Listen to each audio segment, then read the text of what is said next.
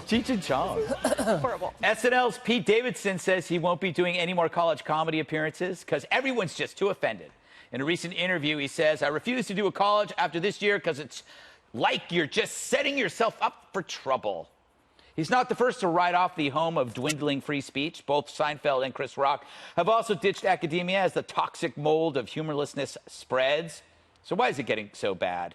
2 words: identity politics. I can't even list the offended without triggering outrage. Once the modern left made identity the center of one's being, they created endless varieties of grievance, which then creates the same number of potential offenses. There are now more identities than people, as thick skins have been replaced with open wounds.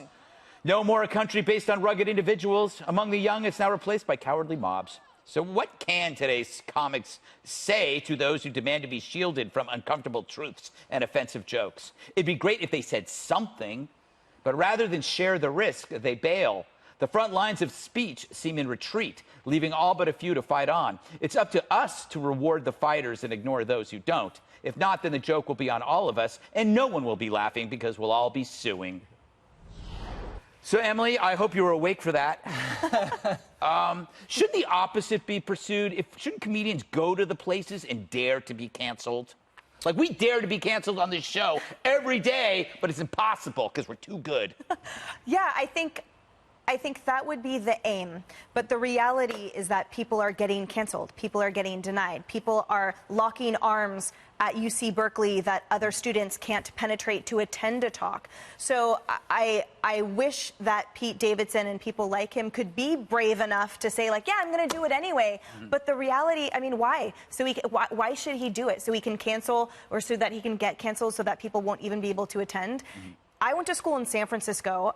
I've talked about this before. I was president of the Federalist Society there. And my job was to provide the other side for every debate. And it was San Francisco. Of course, it was totally liberal. And I never, ever got anything like that. It was always welcome to have 2 sides. And of course, the unpopular side would always get, you know, dumped on after and questions and whatever, but it was never the extent that it was. And when I see UC Berkeley, where I grew up, it just makes me sad that that level of ignorance, frankly, is what is preventing that actual discourse. We don't want you sad, Emily. No.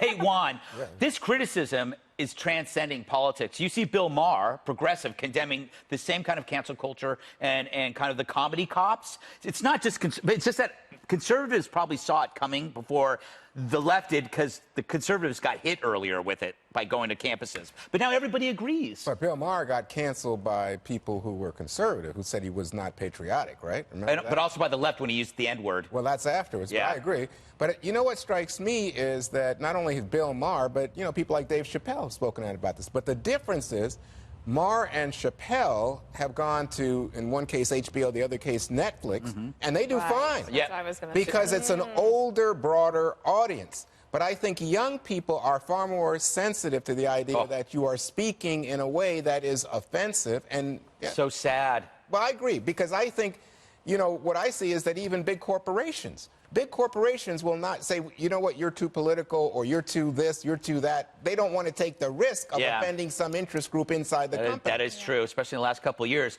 Jesse, this idea of sensitivity is like, it's harmful to people, right? I mean, you got to have thick skin or you get nowhere. Well, I blame liberals. They're the ones that created cancel culture. They created political correctness, and now they're getting deprived of funny jokes on college, and the liberal comedians can't get the gigs done. It's like the robots that you warn us about. Yes. You create these robots, all of a sudden they come around and then they shoot you. This is what's happening. They created this political correctness, and then it's devouring the people that created it. Permission to make an analogy. I would like it. You just did. Permission to make another analogy. You know how Syria's got a lot of oil, but Exxon doesn't want to go in there because it's too dangerous? That's what college campus is like now. It's too dangerous to go in and make a living there. It's like the Syria of this country. It's not worth it. There's too much to lose. But do you remember in the 80s, just a few years ago, college campus is the craziest, edgiest, most hilarious places there ever was. That's where people wanted to go. Remember Spring Break? Delta House. Remember Delta House? Remember the costumes and the contests and the, you know, that was crazy. Now it's just the opposite. Dana, you had crazy times in college. You were a hellraiser. I don't think a comedian ever came there, but it was Pueblo, Colorado. Great place, but not. They had a rodeo clown. It's like a stop on the comedy That was circuit. a positive comment. So I love to go to comedy shows. There's a place in New York called the Comedy Cellar that I know you've been a few times. It's an actual cellar. So fun. And then there's a comedian there named Jessica Curson, I believe that's it. And I started listening to her podcast. It's very, very funny.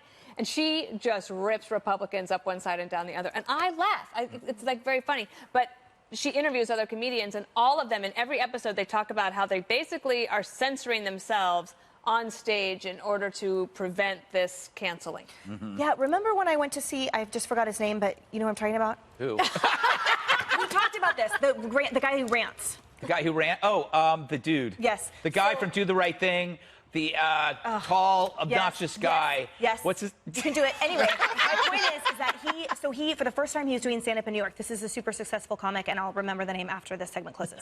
And he said on stage, he didn't say anything political. This is a guy who is super famous for his anti-Trump rants. And he said on stage, I was warned by my comedian friends not to get political, and he didn't. And everyone was kind of like, then why did we come?